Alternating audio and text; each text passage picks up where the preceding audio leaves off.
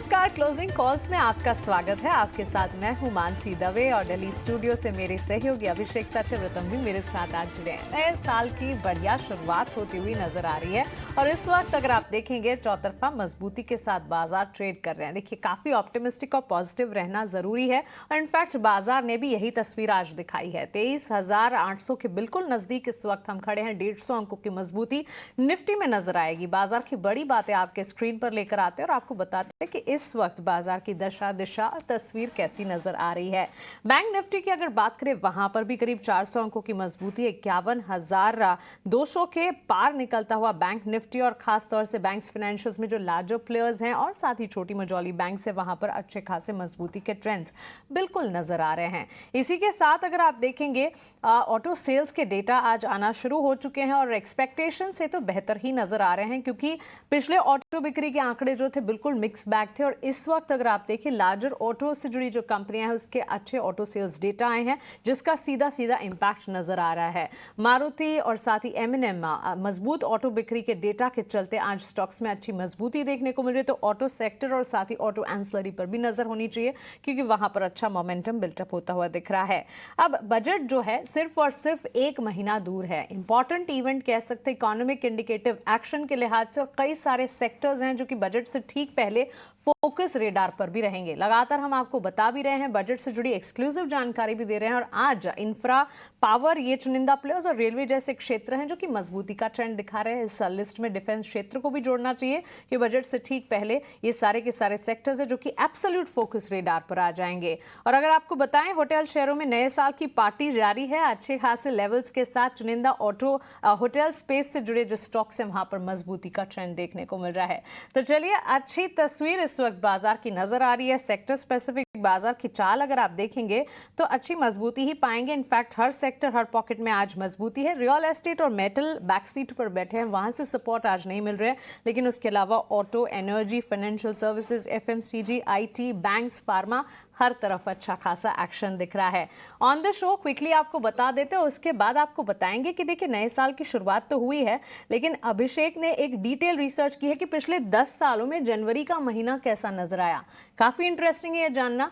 On the show आने वाली कुछ ही मिनटों में हमारे एक्सपर्ट से हम जानेंगे उनके टेक्निकल कॉल्स क्या हैं। इसके अलावा BTST, STBT ट्रेड्स इवेंट्स कौन से हैं और साथ ही ऑप्शंस के चैंपियन में दमदार रणनीति और मार्केट टिप 3 में हमारे रिसर्च एनालिस्ट जुड़ेंगे और आपको बताएंगे कि किस तरह के सेंटिमेंट्स इस वक्त बाजार में हैं और खबरें कौन सी हैं। अभिषेक, जब हम डेस्क पर बात कर रहे थे कि पिछले 10 साल के डेटा आपने निकाले और जनवरी का महीना कैसा नजर आएगा, इंटरेस्टिंगली हम सब यही कह रहे थे कि सबसे ज्यादा इंपॉर्टेंट यही है और इस तरह की जो रिसर्च है जानना बेहद जरूरी होगा। सबसे पहले तो happy new year to you. सुबह ये हम विश नहीं कर पाए थे एक दूसरे को, लेकिन बताइए रिसर्च क्या है और जनवरी का महीना पिछले 10 सालों में ट्रेंड क्या बताता है।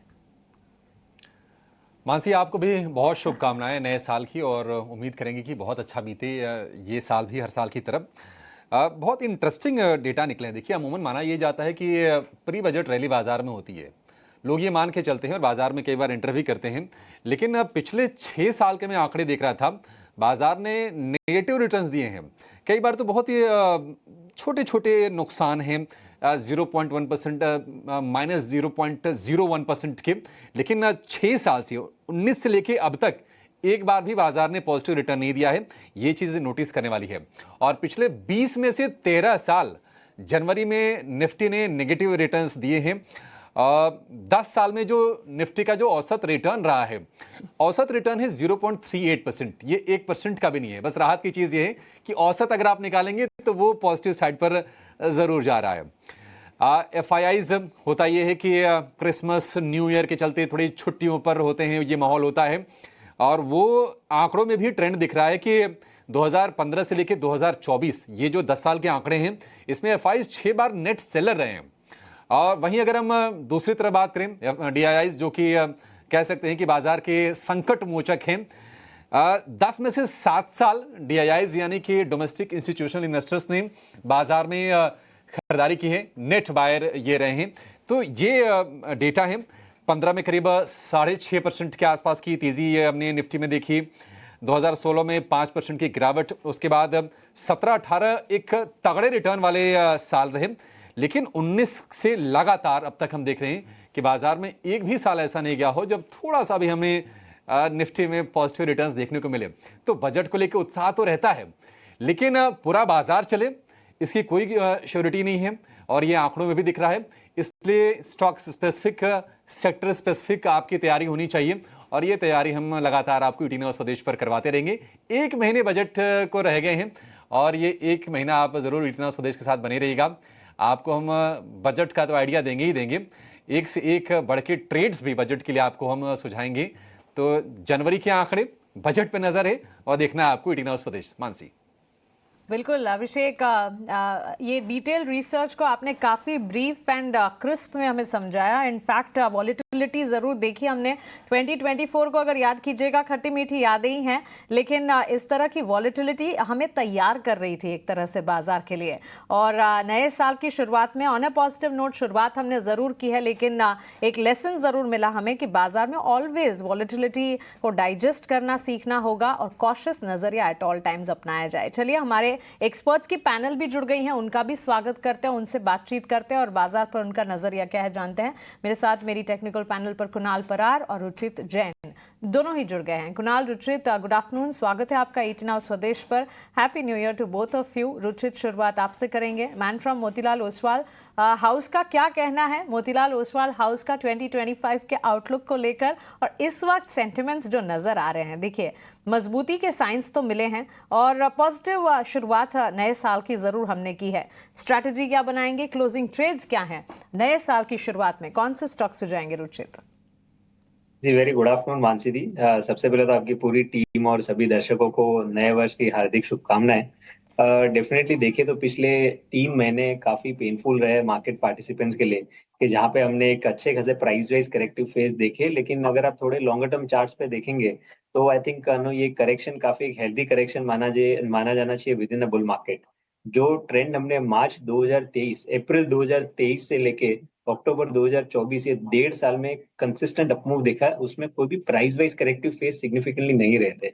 सो आई थिंक जब वो ओवरबॉट सिचुएशंस हो जाती है तब ऐसे करेक्शंस आते हैं, और ये करेक्शंस में बेस बनते हैं, पार्टिसिपेंट्स को लोअर लेवल्स पे बाइंग एंट्री पॉइंट्स मिलते हैं कि जो next leg of up trend में राइड कर सके। तो हमारा मानना है कि यहाँ पे ये जो करेक्शन आया है, अब 3 महीने का करेक्टिव फेज रहा है, सो अब यहाँ पे मार्केट में फिर से काफी अच्छे अपॉर्चुनिटीज है स्टॉक स्पेसिफिक व्यू रख के बाइंग करने के लिए, जहाँ पे आपको आने वाले वर्ष में भी एक अच्छे ट्रेंडेड फेज ऊपर एक्सपेक्ट कर सकते हैं। हो सकता है इनिशियली थोड़ा एक टाइम वाइज करेक्टिव फेज हमें इंडेक्स फ्रंट पे देखने मिले, कि जहाँ पे काफी सारे जो इवेंट्स है, जैसे रिजल्ट्स है, बजट है, आई थिंक ये सब पे लोगों की नजरें रहेंगी, और तब तक हम थोड़ा एक टाइम वाइज करेक्शन या कंसोलिडेशन देखें। बट लेकिन अगर स्टॉक स्पेसिफिक अप्रोच रखते हैं तो काफी बेहतर रिटर्न्स हमारे हिसाब से 2025 में मार्केट्स में बना के मिलेगा। अब no as far as trading ideas are concern, एक सेगमेंट जो हमें लग रहा है कि यहाँ पे फिर से काफी इंटरेस्टिंग दिख रहा है नियर टर्म के लिए, वो है PSC segment, public sector enterprise, जहाँ पे पिछले 4 महीने में significant price wise corrections higher level से आए हैं, और कुछ कुछ स्टॉक्स यहाँ पे एक अच्छा सपोर्ट बेस फिर से बना रहे हैं। सो पीएसयू स्टॉक्स हमें लग रहा है कि यहाँ पे काफी अच्छे मौके दे रहे हैं फिर से खरीदारी के लिए। तो मेरे 2 शॉर्ट टर्म ट्रेडिंग कॉल्स है, दोनों ही पीएसयू नेम्स है। सबसे पहले है भारत इलेक्ट्रॉनिक्स, बीईएल, जहाँ पे हमने कल एक बुलिश एंगल्फिंग पैटर्न का फॉर्मेशन होते हुए देखा था।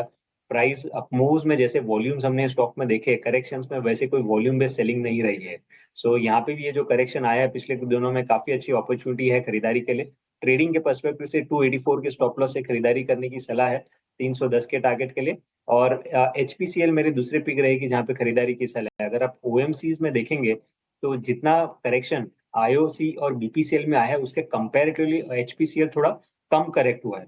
और पिछले 2-3 हफ्तों में जो देखें तो आईओसी और बीपीसीएल में कोई सिग्निफिकेंट इंक्रीमेंटल गेन्स नहीं है, बट एचपीसीएल ने ऑलरेडी एक ट्रेंडेड फेज की शुरुआत यहाँ पे कर दी है। तो relative out performance with in the sector HPCL दिखा रहा है ये सेक्टर में। सो यहाँ पे एक फॉलिंग ट्रेंड लाइन के ब्रेकआउट के वर्ज पे भी ये स्टॉक, तो कंसिडरिंग के तीनों ही स्टॉक्स में से अच्छा आउट परफॉर्मेंस यहाँ पे है, सो हमें लग रहा है कि ओएमसीज में कुछ भी अपमूव आती है तो एचपीसीएल में काफी अच्छे अप ट्रेंड देखने मिल सकती है। तो 394 के स्टॉप लॉस से यहाँ पे भी खरीदारी की सलाह है 450 के टारगेट्स के लिए। तारीखी बीईएल और एचपीसीएल खरीदारी का मन बना रहे हैं रुचित, और हो भी क्यों ना अपॉर्चुनिटी स्टॉक स्पेसिफिक ढेरों नजर आ रही हैं। और अपनी सही और सटीक राय के लिए जाने जाने वाले कुणाल परार को भी जोड़ते हैं। हमारे साथ जुड़ गए हैं Kunal Parar, choice equity broking के vice president technical research. Kunal, new year greetings to you as well. बताइए कहाँ पर अपॉर्चुनिटीज ढूंढ रहे हैं नए साल में आप, और स्टॉक स्पेसिफिक आपके रेडार पर इस वक्त क्या है? वेल मानसी, आपको एंड 89 की पूरी टीम को एंड रुचि जैन सबको नए साल की बहुत बहुत बधाई। एंड आने वाला ये नया साल हमारे जितने भी व्यूअर्स हैं सबके लिए हेल्थ और वेल्थ वाइज सबसे अच्छा रहे, ये हमारी प्रार्थना है। अभी रुचित ने ऑलरेडी मार्केट की बात कर ली है, हम स्टॉक स्पेसिफिक डिस्कशन करेंगे। जो दो स्टॉक फिलहाल मैं देख रहा हूँ जो अच्छी खासी मोमेंटम हमें यहाँ पे देखने को मिल सकती है। सबसे पहला टीवीएस मोटर है, बहुत ही बढ़िया मोमेंटम हमें काउंटर में देखने को मिल रही है। इतना ही नहीं, जिस हिसाब से जिस लेवल पे स्टॉक सपोर्ट लेके अभी ट्रेड कर रहा है, आने वाले दिनों में यहाँ से और भी बढ़िया सी मोमेंटम हमें स्टॉक में देखने को मिल सकती है। मल्टीपल सपोर्ट के साथ फिलहाल स्टॉक जो है वो ट्रेड कर रहा है, तो खरीदारी करके चलने की सलाह रहेगी टीवीएस मोटर में। फिलहाल स्टॉक तकरीबन 2427 के अराउंड ट्रेड कर रहा है। आप खरीदारी करके चलिए। लोअर लेवल पे हमारा जो एसएल आएगा वो ऐसे लाएगा 2330 का आएगा। प्रेजेंट लेवल पे खरीदारी करके चलने की सलाह है। पहला टारगेट जो है वो हमें देखने को मिल सकता है 2460 का, जो इसका इंटरमीडिएट टॉप भी है। और जैसे ही 2460 ब्रेक होगा, वन वे रैली हमें काउंटर में देखने को मिल सकती है, जिसके बेस पे 2550 तक की भी लेवल हमें दिखाने के लिए रेडी हो जाएंगे। यानी we can expect somewhere around 6 to 7% of return from the counter. दूसरा जो है वो MHRIL है। फिलहाल काउंटर एक अच्छे खासे लेवल पे है, डबल बॉटम यहाँ पे काउंटर बना रहा है। इतना ही नहीं, प्रीवियस ट्रेडिंग सेशन में बुलिश एंगल भी बनाया है। काउंटर फिलहाल 363 के अराउंड ट्रेड कर रहा है। खरीदारी करके चलने की सलाह रहेगी 350 के एसएल के साथ। टारगेट की बात कर लेते हैं, तो पहला जो टारगेट हमें यहाँ पे देखने को मिल सकता है वो है 373। एंड जैसे ही 373 ब्रेक होगा, ऊपरी लेवल पे हमें 388 के भी टारगेट देखने को मिल सकते हैं। यानी अगेन 7 से 8% का रिटर्न हमें MHRIL में देखने को मिल सकता है। तो दोनों स्टॉक यहाँ पे खरीदारी करके चलने की सलाह रहेगी। दो स्टॉक हैं, टीवीएस मोटर है और टारगेट 2460 का, 2550 का, और महिंद्रा हॉलीडेज में 373 और 388 रुपए के टारगेट हैं। अच्छा, साल बदल गया है और पिछले साल भी कुछ कुछ बदला है मानसी, पता है आपको? अंदाजा लगाइए क्या कुछ बदला है। बताइए जरा अभिषेक। पिछले साल में कुणाल जी ने और रुचित जी ने अपने संस्थान बदले मानसी। Very true. लेकिन हाँ, लेकिन उम्मीद करके चलेंगे कि जो प्यार है, जो भरोसा है, हमें वैसे ही मिलता रहेगा। अच्छा रुचित जी, अगर हम इस सीरीज की बात करें, काफी लंबी सीरीज है। मतलब आज 1 तारीख है, 30 जनवरी को एक्सपायरी है, मतलब लंबा समय मिल रहा है। और किसी को मान लीजिए पूरी सीरीज के लिए रखना हो तो कोई शेयर आप सुझाना चाहेंगे जो सीरीज भर काम आए? जी अभिषेक जी, लंबी सीरीज डेफिनेटली है, लेकिन I think action pack series रहेंगी। जैसे हमने बात की कि रिजल्ट सीजन की शुरुआत होगी, और सेकेंडली प्री बजट एक्सपेक्टेशन से ही हम देखते हैं कि काफी बार मार्केट में एक अच्छे मूवमेंट देखने को मिलते हैं। तो आई थिंक इस सीरीज में जो दो स्टॉक्स हैं जहाँ पे हम अच्छे मूव एक्सपेक्ट कर रहे हैं, एक कैश सेगमेंट से कहूंगा और एक F&O से। F&O सेगमेंट में भारत इलेक्ट्रॉनिक्स हमें लग रहा है कि ये सीरीज में एक अच्छे मूव दे देगा। रिस्क रिवॉर्ड रेशियो काफी फेवरेबल है क्योंकि स्टॉक अपने सपोर्ट के आसपास भी ट्रेड कर रहा है। तो आई थिंक एक तो BEL है कि जहाँ पे मैंने ऑलरेडी ट्रेडिंग रिकमेंडेशन में भी ये कवर किया है, और नॉन F&O स्टॉक्स में से RCF एक फर्टिलाइजर स्पेस में से काफी इंटरेस्टिंग लग रहा है। इनफैक्ट प्री बजट मूवमेंट हम काफी समय देखते हैं कि ये सारे जो नाम है फर्टिलाइजर रिलेटेड स्टॉक्स वो काफी एक अच्छा मूवमेंट जनरली देते हैं। तो RCF के स्ट्रक्चर ऐसे ही बन रहे कि जहाँ पे पिछले 2 ट्रेडिंग सेशन से अच्छे वॉल्यूम्स के साथ प्राइस अप मूव हो रहे हैं, और ये पॉसिबिलिटी हमें लग रहा है कि बजट के पहले ही 195 के आसपास तक के लेवल स्टॉक दिखा सकता है। सो RCF और BEL ये दोनों स्टॉक्स पे मेरा ज्यादा ध्यान रहेगा जनवरी मंथ के लिए। यानी कि यहाँ से 7-8% के आसपास रिटर्न आपको RCF दे देगा। और BEL जो कि डिफेंस का भी प्ले है, 294 रुपए पर ये ट्रेड कर रहा है। हमने देखा था कि 350 रुपए के आसपास तक ये शेयर गया था, वहां से थोड़ी प्रॉफिट टेकिंग आई थी और फिर से लोअर लेवल से रिवर्स करके अच्छे से आ गया है 300 रुपए के आसपास। ये दो शेयर और फंडामेंटली भी टेक्निकली भी दोनों लिहाज से आप चाहें तो इसको बाय कर सकते हैं। अच्छा, एक शेयर कुणाल जी आपसे व्यू चाहिए और वो है L&T का। अच्छी चीज ये रही कि बजट से 1 महीने पहले ये जो शेयर है थोड़ा ठंडा रहा है और हमने तमाम कैपिटल गुड्स स्टॉक्स की हाल फिलहाल कहानी देखी है कि जो ऊपरी लेवल से थोड़े से स्लिप करके नीचे आए हैं। आज एल&टी में जोश दिख रहा है, क्या इसको भी 1 महीने के लिए खरीद लें, पूरे सीरीज का समय दे दें इसको? वेल डेफिनेटली खरीद के चलने की सलाह रहेगी। वैसे देखने जाए तो बजट में 2 से 3 सेक्टर ऐसे होंगे जो मेन फोकस में रहेंगे। गवर्नमेंट की जो पूरी की पूरी एनर्जी है ये 2-3 सेक्टर में ही रहेगी। सबसे पहला इंफ्रा को लेके है, दूसरा डिफेंस को लेके है।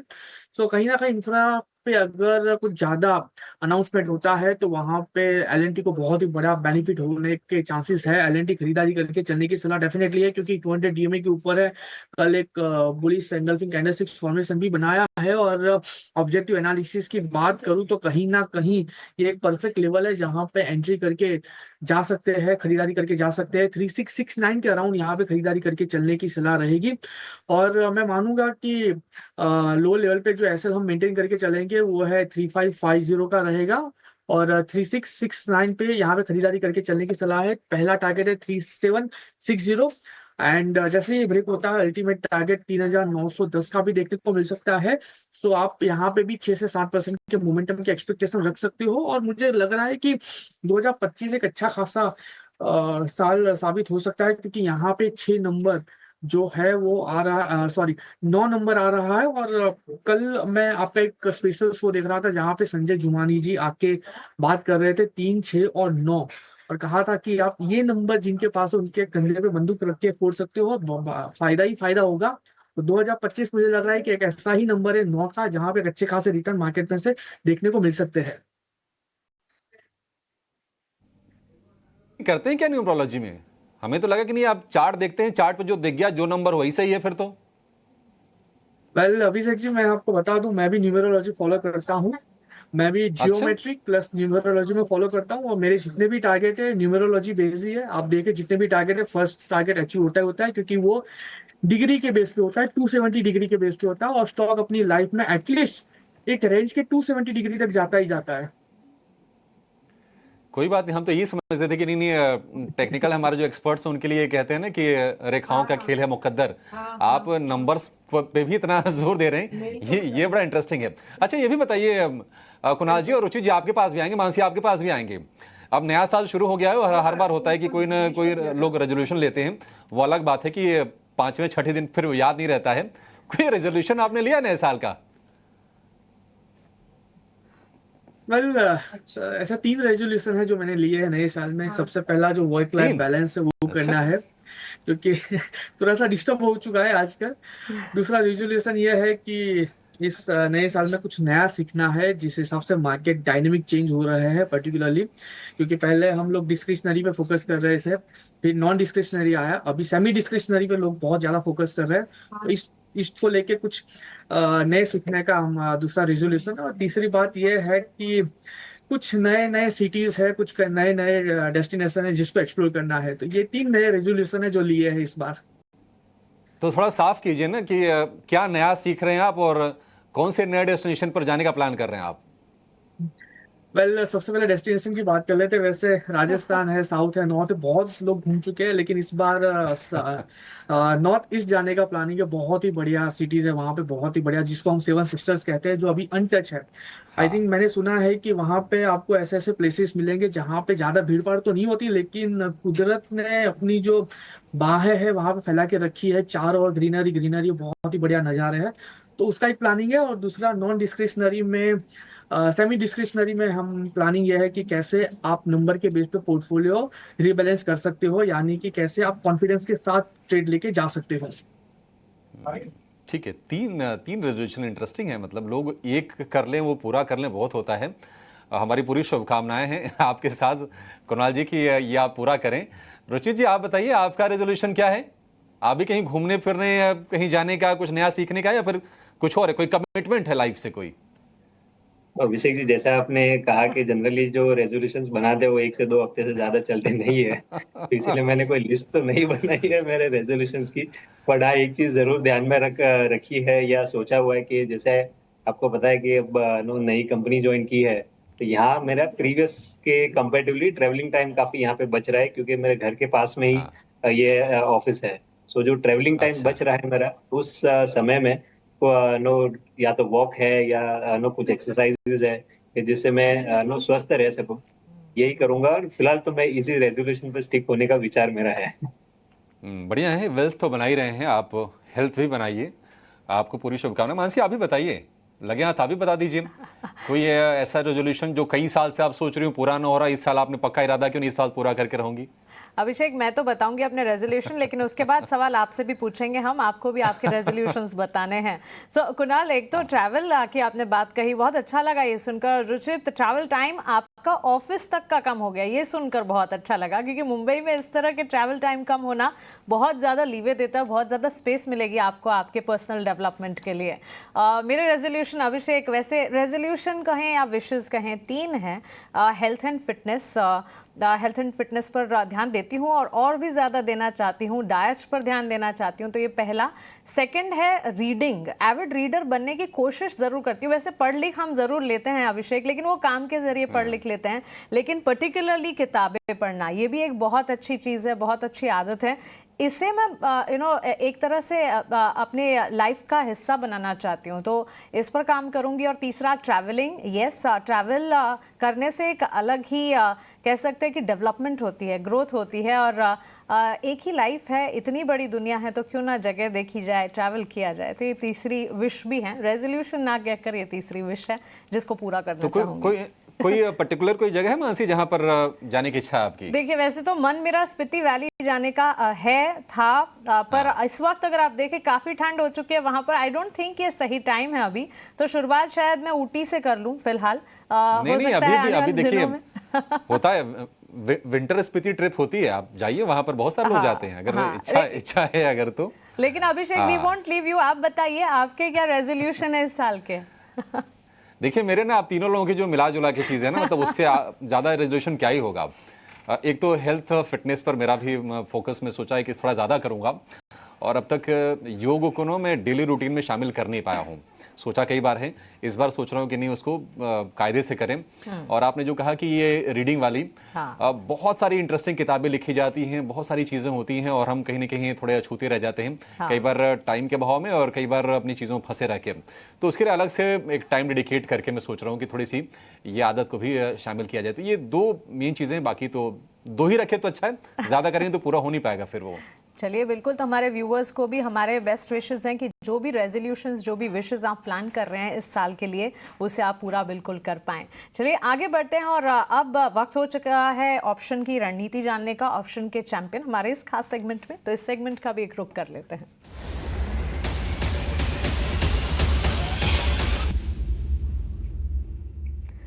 ऑप्शंस के चैंपियन आज के इस खास सेगमेंट में फिनवर्सिफाई से ध्वनि पटेल हमारे साथ जुड़ गई हैं अपनी ऑप्शन की रणनीति लेकर। गुड आफ्टरनून ध्वनि, आप बताइए। Good afternoon Mansi. यहाँ पे हमारा ऑप्शन का ट्रेड जो रहेगा वो है हिंडाल्को के अंदर। ओवरऑल अभी फिलहाल मार्केट के कंडीशंस को लेके ऑप्शन के ट्रेड यहाँ पे थोड़े से रिस्की बेट्स हो सकते हैं, तो लेवल्स का खास करके ध्यान रखें। हिंडाल्को के अंदर अगर आप देखें तो overall chart structure negative side का है। इंट्राडे मूव अब सजेस्ट कर रहे हैं कि वापस से स्टॉक के अंदर जो गिरावट है वो कल के सेशन में हावी हो सकती है, तो पुट ऑप्शन के जरिए हम इसको ट्रेड करेंगे। 590 का पुट ऑप्शन जो है वो आपको करीब 13.5 रुपए के भाव पे मिल जाएगा, उसको आपको खरीद के चलना है। 18 का टारगेट और 10 रुपए का स्टॉप लॉस लगाना है। अधिकतम मुनाफा 6,300 और नुकसान 4,900 तक का हो सकता है। आपका हमारे साथ जुड़ने के लिए और अपनी ये दमदार रणनीति हमें बताने के लिए। हिंडाल्को 590 की पुट खरीदने की राय 13 रुपये 50 पैसे पर मिलेगी। लक्ष्य इसका 18 रुपये, स्टॉप लॉस यहाँ पर 10 का लगाना होगा। इस कॉल को प्रैक्टिस करने पर, इस स्ट्रैटेजी को प्रैक्टिस करने पर, हिंडाल्को 590 की पुट को प्रैक्टिस करने पर अधिकतम मुनाफा 6,300 का हो सकता है, और अगर डाउन साइड जाती है, नेगेटिव रिवर्स होती है, तो फिर अधिकतम नुकसान जो है 4,900 का हो सकता है। एक स्टैंडर्ड डिस्क्लेमर आपके टीवी स्क्रीन पर। एफएनओ ट्रेडिंग को लेकर, एफएनओ ट्रेडिंग रिस्की हो सकती है। एफएनओ ट्रेडिंग में 10 में से 9 लोगों को नुकसान होता है। एफएनओ ट्रेडर्स को औसतन 50,000 का नुकसान होता है। घाटा होने के बावजूद 28% ट्रांजैक्शन के रूप में देना होता है। मुनाफा होने पर 15 से 50% ट्रांजैक्शन के रूप में खर्च होता है। तो अपने एडवाइजर्स से बात करें, उनसे समझें, और उसके बाद भरोसा होने पर ही एफएनओ में मिल रही है। निफ्टी अब इस वक्त है 150 अंकों की जो बढ़त थी, अब जो बढ़त रह गई है वो 100 अंकों के आसपास की है। और निफ्टी बैंक की बात करें तो 200 अंकों के आसपास की तेजी है, लेकिन अभी भी जो एडवांस डिक्लाइन का रेशियो है वो बहुत ही शानदार है। करीब 1950 शेयर चढ़ने वाले हैं और गिरने वाले शेयरों की जो तादाद है वो है करीब 750 के आसपास। मारुति M&M लीड कर रहे हैं आज अपने दिसंबर के बिक्री के आंकड़ों के दम पर। लेकिन एक और शेयर थोड़ा आज कमजोर है, थोड़ा ढीला है। हालांकि 2024 में बहुत ही शानदार परफॉर्मेंस देखा था पेटीएम का, लेकिन यूपीआई के लिए मार्केट शेयर सीमा लागू करने की डेडलाइन 2 साल के लिए बढ़ने के कारण आज हम देख रहे हैं कि शेयर में 3% के आसपास की नरमी देखने को मिल रही है। पिछले साल करीब 50% के रिटर्न दिए हैं और पिछले साल के अगर आप निचले स्तर से देखेंगे तब तो बहुत ज्यादा चला है, 1000 रुपए के आसपास ये शेयर पहुंचा भी। लेकिन सवाल यह कि क्या पेटीएम और चलेगा या फिर पेटीएम में अब प्रॉफिट टेकिंग आएगी और पेटीएम बेयर्स के ग्रिप में जाएगा? इस सवाल का जवाब जानते हैं। हमारे साथ हमारे 2 सहयोगी जुड़ गए हैं, शरद दुबे वर्सेस वरुण देवे, बुल्स और बेयर लेकर। शुरुआत करते हैं इस खास सेगमेंट की और शुरुआत वरुण आपसे करेंगे। बताइए, आप बुल हैं कि बेयर हैं और आपका पहला तर्क क्या है? देखिए, मैं तो बुल हूँ और शरद इस स्टॉक पे बेयर है। अब बुल होने का सबसे बड़ा तर्क तो है कि यूपीआई का अगर आप यूनिवर्स देखेंगे ना तो वहाँ लगातार सुधार आपको देखने मिल रहा है। आप देखिए, व्हाट्सएप को अप्रूवल मिला कि पूरे इंडिया में, या फिर वो जो यूपीआई जो है उनका उसके लिए। इसके अलावा अगर आप देखें तो कुछ दिनों पहले आरबीआई से अप्रूवल मिला था कि जो प्रीपेड इंस्ट्रूमेंट है थर्ड पार्टी ऐप्स पे, उसके लिए अप्रूवल मिला था। तो कहीं ना कहीं ये यूपीआई का जो इंटरफेस है ना, इस पर आप फोकस कीजिएगा और इसमें काफ़ी ग्रोथ है और इसका इम्पैक्ट जो है आपको कहीं ना कहीं पेटीएम पे देखने मिलेगा। और याद रखिएगा, यूपीआई में तो आप देखेंगे कि गूगल पे या फिर बाकी जो कंपनियां हैं वो मार्केट लीडर है, लेकिन पेटीएम भी एक यहाँ पे अच्छा खासा मार्केट शेयर रखता है और साथ ही साथ इनका जो साउंड बॉक्स है ना, सबसे ज़्यादा कमाई जो है वो करके दे रहा है। तो मेरा पहला तर्क ये है कि यूपीआई का यूनिवर्स इस कंपनी को फ़ायदा दिलाएगा। जी बिल्कुल, लेकिन आज खुद ही आप देखिए स्टॉक के प्राइस में स्टॉक 3% गिर गया है और ये यूपीआई का ही अनाउंसमेंट है, एनसीपीआई का। जो मार्केट शेयर होते हैं आपके जो बड़े प्लेयर्स के, यहाँ पे देखें तो यूपीआई के जो है पोस्टपोन कर दिए है इस कैप लगाने को लेके अगले 2 साल के लिए। तो जो बड़े प्लेयर्स थे जिन पे थोड़ी नेगेटिव इम्पैक्ट आ सकती थी, वो अब टल चुकी है। तो उसके कारण प्रेशर जो है पेटीएम में देखने मिल रहा है। पेटीएम का सिर्फ जो है सिंगल डिजिट पे ही मार्केट शेयर जो है यूपीआई पेमेंट में अभी है। तो यहाँ पे ऑफकोर्स पियर्स बहुत है और जो उनकी जो स्टेक है या मार्केट शेयर है वो अभी भी बहुत ज़्यादा है। तो अगर बात करें तो फ़ोन पे और गूगल पे का तो 50% से ज़्यादा का जो है मार्केट शेयर देखने मिल रहा है। डेफिनेटली देखिए, फैसला टला है, ख़त्म नहीं हुआ है। आगे चल के अगर फैसला नहीं भी हुआ तो 8-10% मार्केट शेयर तो रहेगा ही पेटीएम का, लेकिन अगर फैसला हो गया तो एक बहुत बड़ा इंक्रीमेंटल पॉजिटिव होगा। और जैसे कि मैं कह रहा हूँ कि फैसला टला है, खत्म नहीं हुआ। साथ ही साथ देखिए, कंपनी अपने बुक्स को क्लीन करते जा रही है। जैसे कंपनी की में दिक्कतें शुरू हुई, कंपनी ने अपने नॉन कोर एसेट जो है उनको बेचना शुरू कर दिया। आप देखिए, इन्होंने अपना टिकटिंग कारोबार जो है वो जोमेटो को बेचा, जापान में जो इनका पे था उसमें कंपनी ने अपना स्टेक जो है वो बेचा। तो कहीं ना कहीं अपने बुक्स पे कंपनी का पूरा फोकस है, इसको क्लीन कर रही है और एक मजबूत कंपनी बनने की तरफ जो है ऑलरेडी है, लेकिन बुक्स के लिहाज से एक मजबूत कंपनी बनने की तरफ ये कंपनी आगे चल चुकी है। जी बिल्कुल, आपने सही कहा। और जो रिस्ट्रक्चरिंग की बात है ये तो सही है, लेकिन यहाँ पे अगर रिस्ट्रक्चरिंग होती है तो जो बड़े बड़े आप कह सकते हैं मैनेजमेंट्स हैं जो अलग अलग एसेट्स के, वहाँ पे भी रेजिग्नेशंस देखने मिल रहा है। तो ऑफकोर्स मैनेजमेंट में भी चर्निंग देखने मिल रही है और ये ओवरऑल जो होती है कोई भी कंपनी हो या स्टार्टअप हो उसके लिए एक नेगेटिव पॉइंट रहती है। तो ये मेरा इंपॉर्टेंट तर्क है। डेफिनेटली नेगेटिव पॉइंट ये रहता है, लेकिन आप कैश देखिए इस कंपनी के बुक्स पे 10,000 करोड़ रुपए के ऊपर का कैश जो है ये कंपनी कहीं ना कहीं रखती है। काफ़ी सारी कंपनियों का तो मार्केट कैप इतना नहीं होता जितना इस कंपनी के पास कैश है। लेकिन इसके अलावा अगर आप देखेंगे तो देखिए, कंपनी अब पेमेंट जो एग्रीगेटर लाइसेंस है उसका कंपनी को अप्रूवल मिल चुका है ऑलरेडी एफडीआई का, और कहीं ना कहीं अब कंपनी जो है आरबीआई के पास भी जाने वाली है इसका अप्रूवल लेने के लिए। तो जितनी खराब चीज़ें थी और ये जो रेजिग्नेशंस हुए हैं जो नॉन कोर कारोबार कंपनी ने बंद किया उसके वजह से ज़्यादा देखने मिल रहे हैं, तो स्ट्रीमलाइन होते जा रहे हैं कारोबार। नए लाइसेंस मिलेंगे तो आपको नई तेज़ी जो है वो इस कंपनी के ओवरऑल कारोबार में देखने मिलेगी। तो काफ़ी कुछ नया हो रहा है, इन पे नजर रखिएगा आप। जी बिल्कुल, आपने सही कहा। ये लीडर तो ज़रूर है फिनटेक में, नए आइडियाज़ में, लेकिन जब कोई लीडर रहता है तो रेगुलेटर सबसे पहले उन पे ही एक्शन देता है। यहाँ पे जो मैक्रो इन्वायरमेंट की बात करें तो देखेंगे कि अनसिक्योर्ड लेंडिंग को लेके आरबीआई जो है बहुत इंपॉर्टेंट जो है अनाउंसमेंट्स किए जा रहे हैं। फिनटेक्स पे दबाव आ रही है, बीएफएसआई स्पेस पे दबाव आ रही है। तो ओवरऑल मैक्रो इन्वायरमेंट तो थोड़ा सा कॉशियस लग रहा है। और इसके अलावा बहुत सारे फिनटेक्स चले गए हैं बाजार से, जो बहुत सारे कॉम्पिटिटर्स थे पेटीएम के लिए, तो ऑफ कोर्स पेटीएम को जो है रेगुलेटरी जो है अपनी जो कंप्लायंस और रेगुलेशंस बहुत इंपॉर्टेंटली उसको फोकस करने पड़ेंगी। तो ये एक इंपॉर्टेंट पॉइंट है जो मैं रखना चाहता हूँ। देखिए कॉम्पिटिटर्स चलेगा, इससे अच्छा और क्या हो सकता है। और वैसे भी अगर आप देखेंगे तो रेगुलेशंस स्ट्रिक्ट हो रहे हैं, ऐसा नहीं है कि ये कारोबार बंद हो जाएंगे। तो इन स्ट्रिक्ट रेगुलेशंस के साथ जो कारोबार करेगा वही मार्केट लीडर बन के उभरेगा, और पेटीएम उसमें से एक हो सकता है। और इसके लिए देखिए ब्रोकरेज हाउसेस भी कह रही है, यूबीएस को आप देख लीजिए, ये कह रहे हैं कि Q4 FY25 में लाइकली है कि ये एबिटा ब्रेक इवन हो जाएगा। और ये जो न्यू एज कंपनीज है, आप जोमेटो को देख लीजिएगा किस तरह से कंपनी ने मुनाफा किया है। तो अभी तो एबिटा ब्रेक इवन की बात चल रही है, आगे चल के आप देखना लोग ये भी कहेंगे कि बहुत जल्दी पेटीएम मुनाफे में आएगा। जी बिल्कुल, बहुत सारे स्टार्टअप के टर्म्स होते हैं, एडजस्टेड एबिटा हुआ, एडजस्टेड पैट हुआ, लेकिन एंड ऑफ द डे जो है पैट होता है, एक जो इंपॉर्टेंट चीज़ होती है उसको हम देखते हैं। बर्नस्टाइन की बात करें तो यहाँ पे लगभग 40% का गिरावट वो बेयर केस में मान के चल रहे हैं, क्योंकि अभी भी पेमेंट बिजनेस में जो है मार्जिन से प्रेशर आ सकता है। और डिस्बर्सल्स की बात करें तो अभी भी जो ग्रोथ है सबड्यूड है। हमने देखा है बहुत सारे जो पेमेंट्स हो रहे हैं, कंजम्पशन पेमेंट्स पिछले 2 से 3 क्वार्टर में, यहाँ पे जो है डिस्बर्सल्स में जो है नंबर्स नीचे देखने मिल रहे हैं। आप फिनटेक्स की बात कर ले या बड़े दिग्गज प्लेयर्स की बात कर ले, तो ये एक नेगेटिव पॉइंट ज़रूर जो है मैं रखना चाहता हूँ। लेकिन दर्शकों को हम बता देते हैं, मैं वरुण ने जो है स्टॉक प्राइसेस की मूवमेंट भी देखी है डेफिनेटली। और आप देखिए अपने जो आईपीओ प्राइस था वहाँ से स्टॉक ऑलरेडी 50-55% नीचे है।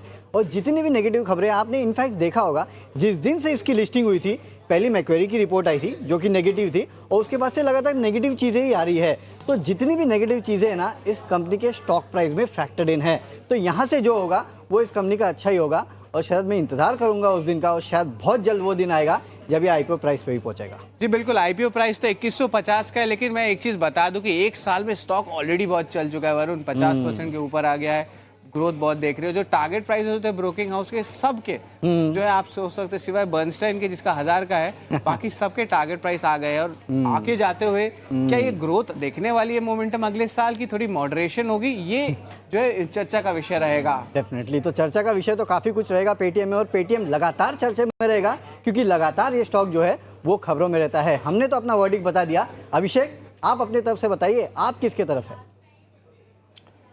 वरुण, आप लोगों ने इतने तगड़े तगड़े तर्क दिए ना कि अब मतलब कंफ्यूजन के सिवा कुछ बचता नहीं है कि अच्छा किसके साइड में जाके खड़े हो जाएं। तो एक जो चीज़ है जो मैं देख पा रहा हूं, और वो है भाव। क्योंकि पिछले साल की लो से 325 रुपए के आसपास स्टॉक आया था, वहां से 1000 रुपए की जर्नी तय की है। और ऐसा बहुत कम देखने को मिलता है कि जब बड़ी बड़ी नेगेटिविटी के बीच में कोई कंपनी इस तरह से विनर इमर्ज हो। तो ये पॉजिटिव चीज़ ज़रूर मुझे भी इसमें दिख रही है। बाकी ब्रोकरेजेस क्या कह रहे हैं, कितने टारगेट कम के दे रहे हैं, वो तो आगे हम भविष्य में देखेंगे। लेकिन एक बार जरा चार्ट चेक भी कर लेते हैं, और हमारे 2 बड़े धुरंधर एक्सपर्ट हमारे साथ हैं। कुणाल जी, कहा जाता है कि भाव भगवान छे, आप भी इस्तेमाल करते ही होंगे इसका। जरा बताइए पेटीएम के बारे में, और चार्ट्स देख के आपको क्या संकेत मिल रहे हैं इसके? बहुत सही कहा आपने, भाव भगवान है। और भाव जो कहता है हम उसको ही फॉलो करते हैं, हम प्रेडिक्ट नहीं करते, एक्चुअली हम उसको फॉलो करते हैं। सो मैं कहूंगा कि मोमेंटम नो डाउट बहुत ही अच्छी देखने को मिली है। पिछले 1 साल में आप मई से लेके अब तक की बात करें तो बहुत ही बढ़िया रिटर्न स्टॉक ने हमें दिखाया है। लेकिन टाइमिंग के लिए मैं थोड़ा सा उसको अवॉइड करके चलने की सलाह दूंगा। रीजन बीइंग, अगर स्टॉक सस्टेन होता है 1000 के लेवल के ऊपर, तो मुझे लग रहा है कि आने वाले दिनों में बहुत ही बढ़िया सी मोमेंटम देखने को मिलेगी, क्योंकि वीकली चार्ट पे पहले भी 1000 के लेवल का रेजिस्टेंस फेस किया था, और उसके बाद स्टॉक ने हमें वन वे डाउनसाइड में 310 तक के लेवल दिखाए थे। वीकली चार्ट पे 1000 के ऊपर सस्टेन होना बहुत जरूरी है। अगर ये वीक का क्लोजिंग अगर 1000 के ऊपर हमें देखने को मिलता है, तो मैं कहूंगा कि वहां पे आप खरीदारी करके चलिए, बहुत ही बढ़िया सी मोमेंटम देखने को मिलेगी। टारगेट की बात कर लेते हैं तो पहला जो एसएल हम मेंटेन करेंगे वो 900 का होगा, 1000 के अराउंड का हम बाइंग प्राइस रखेंगे। टारगेट की बात कर लेते हैं तो सबसे पहला जो टारगेट हमें यहाँ पे देखने को मिलेगा वो है 1075, और 1075 जैसे ही क्रॉस करेगा वन वे रैली में हमें ये स्टॉक अभिषेक जी 1200 तक के लेवल दिखाने के लिए रेडी हो जाएगा। यानी 19 से लेके 20% की भी रैली ये स्टॉक हमें दिखा सकता है। तो खरीदारी करके चलने की सलाह है अगर ये वीक का क्लोजिंग अगर हमें 1000 के ऊपर देखने को मिलता है तो। 1000 के ऊपर की क्लोजिंग 1000 रुपए के ऊपर जाकर अगर टिके तो फिर इसके चलने का कंफर्मेशन आएगा। पहला पड़ाव होगा 1045 का, और अगर वो भी पार कर गया तो ये शेयर 1200 रुपए तक की जर्नी भी तय करेगा, ऐसा लगता है कुणाल जी को। तो पेटीएम को लेकर हमारा ये बहुत ही स्पेशल रिसर्च आपके मन में किसी तरह के कोई सवाल, कोई आंकड़े छूट न जाए, हमारी कोशिश होती है कि आपके सामने वो हम जरूर रखें। कौन सा शेयर खरीदें, बजट के लिए क्या ले लें, आपने भी रिसर्च की होगी, बताइए जरा अपने शेयर कहां पर आपकी नजर है। शुक्रिया अभिषेक, और आपको, पूरी टीम को, सभी व्यूअर्स को नए साल की हार्दिक शुभकामनाएं। और बिल्कुल देखिए, पूछ तो रहे हैं, और जो बेसिकली इन दिनों ज्यादा होता है कि आप कुछ 2 गुना कौन सा हो जाएगा, 5 गुना कौन सा हो जाएगा। तो मार्केट देखिए अभी किस तरीके से रहता है कि 9 साल हमने पॉजिटिव में क्लोजिंग देखी है। कैलेंडर ईयर की अगर हम बात करें तो ये 9वां साल था जो हमने पॉजिटिव में क्लोज किया है। तो एंटिसिपेशन ये है कि अगर हम ग्रीन में बंद होते हैं 10वें साल भी, तो ये एक बहुत बड़ा अचीवमेंट होगा। और मार्केट 8-10% जो कि इस साल रहे हैं, उस तरीके के अगर इंडेक्स में रिटर्न रहते हैं, तो फोकस एरिया इस साल में मेरे हिसाब से आपको sector specific opportunity, stock specific opportunity में ज्यादा निकालना चाहिए। तो उसी को शॉर्ट टर्म में भी अगर हम देखें तो इसी तरीके का मूव दिखाई दे रहा है कि जब मार्केट में गिरावट भी आ रही है तब भी आपको बाइंग साइड की अपॉर्चुनिटी मिल रही है। तो ये देखते हुए आज की दोनों ही रिकमेंडेशन बाय साइड पे होगी। पहला नाम from the FMCG basket, ITC का। एक अच्छी गिरावट के बाद, नॉर्मल गिरावट के बाद एक बेस फॉर्मेशन अपने एवरेजेस के पास, और अब वहां से रिकवरी के लिए स्टॉक तैयार है। नियर टर्म में करीब 500 तक के लेवल्स एंटिसिपेटेड हैं। 477 के स्टॉप लॉस के साथ यहाँ पे लॉन्ग करने की रिकमेंडेशन होगी। और दूसरा नाम जो कि थोड़ा सा अंडर परफॉर्म किया है with in the banking space, IndusInd bank का। यहाँ पे काफी पिटाई के बाद अभिषेक अब यहाँ से आज फाइनली अपने शॉर्ट टर्म एवरेजेस को ये क्रॉस कर पाया है। तो एंटिसिपेशन ये है कि यहाँ पे थोड़ा सा कैचअप मूव देखने को मिलेगा इन डेज टू कम। तो यहाँ पे आपको 1015, 1020 तक के लेवल्स एंटिसिपेटेड है कि देखने को मिल जाए। तो 955 के स्टॉप लॉस के साथ एक लॉन्ग पोजीशन यहाँ पे भी आप क्रिएट कर सकते हैं। तो ये आपके लिए अजीत की तरफ से रिकमेंडेशन। चलिए, एक छोटे से ब्रेक का वक्त हो गया है, और जब ब्रेक के बाद लौटेंगे तो आपको ना एक बहुत ही इंटरेस्टिंग आंकड़े हम शेयर करेंगे कि 31 दिसंबर को, यानी कि नए साल के जश्न के लिए क्विक कॉमर्स के जरिए स्विगी, जोमेटो, जेप्टो, ये जो तमाम प्लेटफॉर्म्स हैं, इनके जरिए कैसे इंटरेस्टिंग ऑर्डर्स आए हैं, क्या कुछ चीज़ें ज़्यादा डिमांड में रही हैं, कुछ बहुत ही मज़ेदार आंकड़े होंगे। और अपने एक्सपर्ट से हम आपके लिए बीटीएसटी और एसटीबीटी ट्रेड्स भी जानेंगे, आपके जाइएगा नहीं।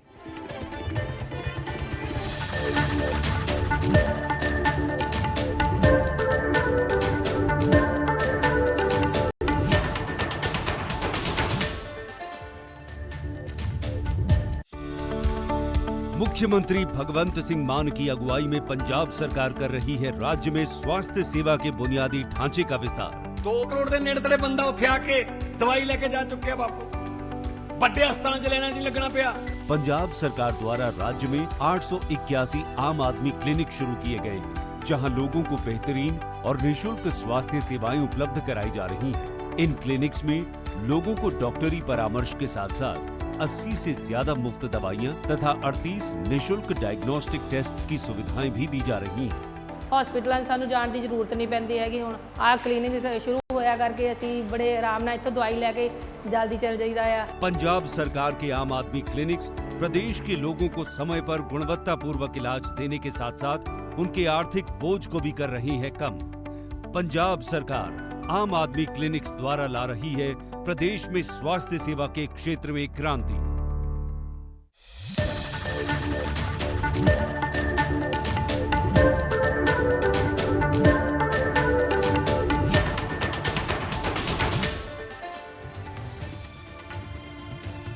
ब्रेक के बाद स्वागत है आपका। 1 जनवरी और अच्छी खासी मजबूती के ट्रेंड के साथ बाजार कर रहे हैं ट्रेड। सेक्टर स्पेसिफिक हर सेक्टर में अच्छे हरियाली के साथ खरीदारी के लेवल्स आप देख पाएंगे। मेटल और रियल एस्टेट सेक्टर ने आज बैकसीट पकड़ी है। इस वक्त निफ्टी 23,742 के लेवल्स पर करीब 100 अंकों की मजबूती के साथ ट्रेंड करता हुआ। अजीत ने तो अपनी कॉल्स बताएं, लेकिन आइए बीटीएसटी एसटीबीटी ट्रेड्स एक बार समझ लेते हैं कुणाल परार की तरफ से। 3:15 बज रहे। कुणाल, बताइए, कोई बीटीएसटी एसटीबीटी ट्रेड्स लेकर जाना चाहेंगे? डेफिनेटली सजेस्ट करेंगे बीटीएसटी एसटीबीटी। फिलहाल जिस हिसाब से स्टॉक में मोमेंटम देखने को मिल रही है, मुझे लग रहा है कि यहाँ पे और भी बढ़िया से मोमेंटम देखने को मिल सकती है। स्टॉक का नाम है वोल्टास। पिछले कई दिनों से मैं ये स्टॉक के ऊपर फोकस लगा के बैठा हूँ। इतना ही नहीं, ये हमने पहले बाय रिकमेंडेशन की बिल दिया था। टारगेट भी यहाँ पे अचीव होते हुए हमें देखने को मिल रहा है। मैं वापस वोल्टास यहाँ पे खरीदारी करके चलने की सलाह दूंगा। तकरीबन 1830 के अराउंड ये स्टॉक ट्रेड कर रहा है। खरीदारी करके चलिए, लोअर लेवल पे हम यहाँ पे जो ऐसे मेंटेन करके चलेंगे। 1800 का ऐसे होगा। टारगेट की बात कर लेते हैं तो 1853 का पहला टारगेट होगा जो ये स्टॉक हमें दिखाएगा। इतना ही नहीं, अगर 1853 ब्रेक होता है कल के ट्रेडिंग सेशन में तो ऊपरी लेवल पे ये 1900 तक के भी लेवल आपको दिखाने के लिए रेडी हो जाएगा।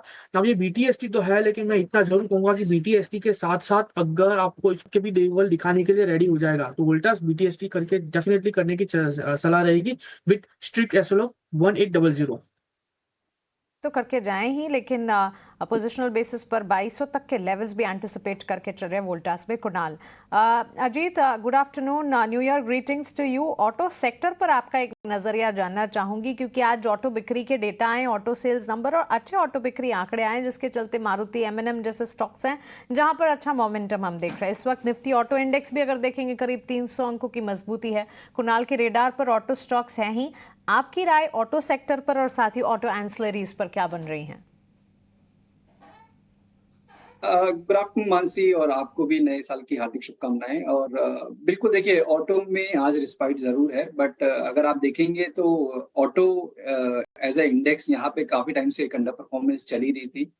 कुछ एक काउंटर्स को अगर आप एक्सक्लूड कर देते हैं लिस्ट में से, जैसे कि आयशर हो गया, अशोक लेलैंड हो गया और M&M, बाकी ज्यादातर काउंटर्स खासतौर से टू व्हीलर स्पेस में बजाज ऑटो, हीरो मोटोको, इनमें काफी प्रेशर देखने को मिला था।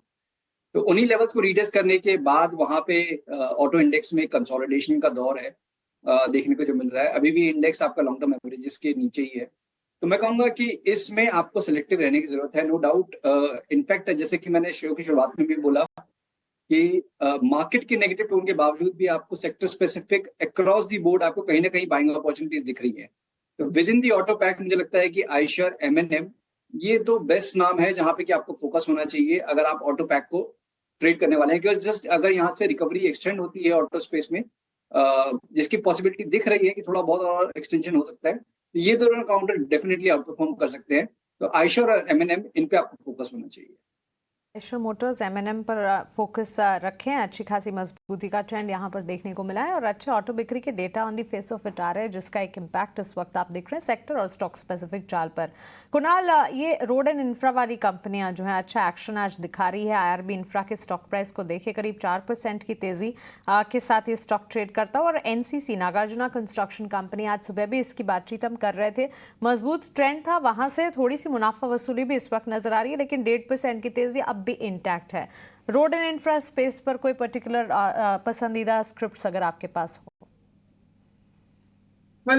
रोड एंड इंफ्रा की बात करें तो बहुत सारी ऐसी कंपनियां हैं, लेकिन ये IRB है, NCC, L&T है, कुछ ऐसी कंपनियां हैं जिसके नाम हम लगातार सुनते नहीं आ रहे लेकिन देखते आ रहे हैं। आप जब भी कोई रोड पे जाओगे, वहां पे अगर टोल पे करोगे या तो आप थोड़े से आगे जाओगे तो वहां पे आपको लिखा होगा IRB इंफ्रा है या NCC है, L&T है, जो भी है। जिस हिसाब से फिलहाल हमारे यहाँ पे रोड इंफ्रास्ट्रक्चर डेवलप हो रहा है और जिस हिसाब से हमारे यहाँ पे एक्सप्रेस हाईवे बन रहा है, मुझे लग रहा है कि आने वाले दिनों में बहुत ही बढ़िया लेवल हमें पर्टिकुलरली स्टॉक में देखने को मिल सकते हैं। IRB यहाँ पे खरीदारी करके चलने की सलाह रहेगी। 59-55 के अराउंड है, खरीदारी करके चलिए। सबसे पहला टारगेट 62 का है। 62 जैसे ही ब्रेक होगा ये आपको 72 तक के लेवल दिखाने के लिए रेडी हो जाएगा। लोअर लेवल पे हम जो यहाँ पे एसएल मेंटेन करके चलेंगे वो है 55 का। जहां हम रोड इंफ्रा और डेवलपमेंट की बात कर रहे हैं, डेवलपमेंट से ही जुड़ी एक एक्सक्लूसिव खबर हमारे पास आ भी गई है। जम्मू कश्मीर को लेकर एक बड़ी खबर आ रही है। जम्मू कश्मीर को नया रेल डिवीजन घोषित किया जा सकता है। क्या है ये पूरी खबर? सारी डिटेल्स देकर हमारे संवाददाता समीर दीक्षित अब हमारे साथ जुड़ गए हैं। समीर, आप बताइए। जम्मू कश्मीर और भारतीय रेलवे से जुड़ी हुई बड़ी खबर। जम्मू अब एक नया रेल डिवीजन घोषित होने जा रहा है। सूत्रों की माने तो प्रधानमंत्री मोदी अपने अगले दौरे जो कि वो जम्मू कश्मीर के लिए करेंगे, उसमें इसकी औपचारिक घोषणा होगी। संभवतः 6 जनवरी को जब PM प्रधानमंत्री मोदी जम्मू कश्मीर का दौरा करेंगे, तब जम्मू को बतौर एक नए रेल डिवीजन का अनाउंसमेंट किया जा सकता है। और जम्मू एक नया रेल डिवीजन, इसके अपने आप में कई मायने होंगे। क्षेत्र में नए एम्प्लॉयमेंट अपॉर्चुनिटीज से लेकर के जो इंफ्रास्ट्रक्चर का विकास होना है, उन तमाम पहलू को देखते हुए जम्मू डिवीजन काफ़ी अहम माना जा रहा है। जो लक्ष्य है इस नए जम्मू रेल डिवीजन के जरिए वो यही है कि ज़्यादा से ज़्यादा रेलवे इंफ्रास्ट्रक्चर का विकास हो पाए। जो नेशनल प्रोजेक्ट हैं रेलवे से जुड़े हुए वो इस क्षेत्र में आ पाएँ। जो रेल लिंकेज है यानी कि रेल कनेक्टिविटी है कश्मीर से देश के अन्य हिस्सों में, उस रेल कनेक्टिविटी को बढ़ाया जा सके और साथ ही साथ पूरे क्षेत्र में जो एम्प्लॉयमेंट अपॉर्चुनिटी है, जो रोजगार की संभावनाएं हैं, उसको भी बढ़ाया जा सके। इन तमाम पहलुओं को देखते हुए जम्मू एक नया रेल डिवीजन, इसकी औपचारिक घोषणा बहुत जल्द होने जा रही है। और फिलहाल अगर स्थिति देखें तो भारतीय रेलवे में 17 रेलवे जोन है जिनके तहत 68 रेल डिवीजन आते हैं और जम्मू अपने आप में एक नया रेल डिवीजन बनेगा और ये अपने आप में जम्मू कश्मीर रीजन के लिए और भारतीय रेलवे के लिए काफ़ी अहम और बड़ा डेवलपमेंट माना जा रहा है। ठीक है समीर, बहुत शुक्रिया। देखिए वैसे भी जम्मू कश्मीर में रेल इंफ्रा को बेहतर करने के लिए, कनेक्टिविटी बढ़ाने के लिए पूरे देश से पहले भी प्रयास किए जाते रहे और ये तो बहुत ही बड़ा कदम होगा, एक अलग रेल डिवीजन बनाना जम्मू कश्मीर को। लेकिन चलिए 3:20 हो गए हैं और नए साल में आप ये भी जानना चाहते होंगे कि अगर पूरे साल के लिए अगर आपको शेयर खरीदने हो, अपने पोर्टफोलियो को प्लान करना हो, तो आपके लिस्ट में कौन कौन से शेयर चाहिए। ये काम देश के जो जाने माने ब्रोकरेज हाउसेज हैं उन्होंने आसान कर दिया है और उन सारे ब्रोकरेज हाउसेज के पिक्स को कलेक्ट करके एक जगह लेकर आए हैं हमारे सहयोगी शरद दुबे। शरद बताइए, ब्रोकरेजेस क्या मान के चल रहे हैं, कौन से शेयर कमाल करेंगे 2025 में? जी बिल्कुल, 2025 शुरू हो चुका है। ब्रोकिंग हाउस के जो है इंपॉर्टेंट पिक्स सामने आ रहे हैं जो मैं आपके सामने लाऊंगा और यहाँ पे जो उनकी 12 मंथ टारगेट प्राइजेस है या रिटर्न पोटेंशियल है उसके बारे में बताएंगे। सबसे पहले एक्सिस सिक्योरिटीज़ पे बात करते हैं। यहाँ पे जो है इनके 3 पिक्स आए हैं। सबसे पहले बात करें तो भारतीय एयरटेल आया, लक्ष्य 1880 रुपीज़ का है, रिटर्न जो है पोटेंशियल 18% का है। वही दूसरे पिक्स में देखें तो फोर्टिस हेल्थ केयर आता है जहाँ पे लक्ष्य 860 रुपये का है और यहीं से सिटी यूनियन बैंक भी आता है जहाँ पे इनका लक्ष्य 215 रुपये प्रति शेयर का है। एक्सिस सिक्योरिटीज़ के बाद जो है HDFC सिक्योरिटीज़ के क्या पिक्स है उस पर हम नज़र डालते हैं। यहाँ पे HUL है, FMCG पैक से लक्ष्य 3200 रुपये का है। वही महानगर गैस इंटरेस्टिंगली यहाँ पे बात करें तो 1600 रुपये का जो है लक्ष्य देखने मिल रहा है। आखिरी पिक HDFC सिक्योरिटी से है शोभा, एक रियल्टी स्पेस की जो प्लेयर है साउथ की। यहाँ पे लक्ष्य देखें तो 67% का रिटर्न पोटेंशियल देखने मिल रहा है। ये एक बड़ा टारगेट प्राइस है HDFC सिक्योरिटीज़ के लिए। कोटक सिक्योरिटीज़ के भी 2 पिक्स है। सबसे पहला पिक की बात करें तो यहाँ पे आते ही है IT मेजर कंपनी इन्फोसिस, लक्ष्य 2250 रुपये का है। और वही अगर बात करें दूसरे पिक की तो JSPL सामने आता है जहाँ पे रिटर्न पोटेंशियल लगभग 24% की है। कोटक के बाद IIFL सिक्योरिटीज़ पे नज़र डालेंगे। इनके 3 स्टॉक पिक्स है 2025 के लिए। सबसे पहला है बजाज फाइनेंस का, लक्ष्य है 8200 रुपये का। वही दूसरा स्टॉक जो है फोकस में स्टार हेल्थ रहेगा। आज के दिन के ट्रेड में भी अच्छी बाउंस देखने मिली और इसका जो लक्ष्य है 700 रुपये का जो है स्टार हेल्थ इंश्योरेंस का है। अब बात करते हैं आखिरी पिक का, तो यहाँ पे जो है सीएट रहेगी, टायर कंपनी है। यहाँ पे देखें तो लक्ष्य 4000 रुपये का है और रिटर्न क्षमता लगभग 24% का। IIFL सिक्योरिटीज़ के बाद मोतीलाल ओसवाल के 4 अहम पिक्स आ रहे हैं 2025 के लिए। HCL टेक 2300 रुपये का है। वही इंडियन होटल्स की बात करें IHCL तो इसका भी लक्ष्य जो है लगभग 950 रुपये का है। रिटर्न क्षमता ज़्यादा नहीं है इसीलिए क्योंकि स्टॉक में भारी रनअप हमने ऑलरेडी लास्ट ईयर देखा है। एंजल वन की बात करें तो 4200 का टारगेट दिया गया है करंट लेवल से, जो रिटर्न पोटेंशियल है 43% का। और आखिर में बात करेंगे JSW एनर्जी का, one of the top 25 picks है। यहाँ पे देखें तो यहाँ पे भी लक्ष्य 816 रुपये का है। आखिर में जो है बात करेंगे सेकंड लास्ट चॉइसेस की तो निर्मल बंग रहेगा। इनके 2 पिक्स हैं। सबसे पहला बिरला कॉप का है, 1497 का जो है रिटर्न है टारगेट प्राइस। और सीएट की बात करें, ये दूसरा पिक वापस आ रहा है, यहाँ पे भी लक्ष्य 3860 रुपये का है। तो ये एक इम्पॉर्टेंट नंबर है। और आखिर में नुवामा की बात करें तो यहाँ पे ICICI बैंक का लक्ष्य जो है लगभग 1490 रुपये का है। तो ऑफकोर्स ये सारे इंपॉर्टेंट पिक्स हैं जो ब्रोकिंग हाउस से देखने मिल रहे हैं और ये सारे स्टॉक्स को 2025 के लिए ज़रूर नोट करें।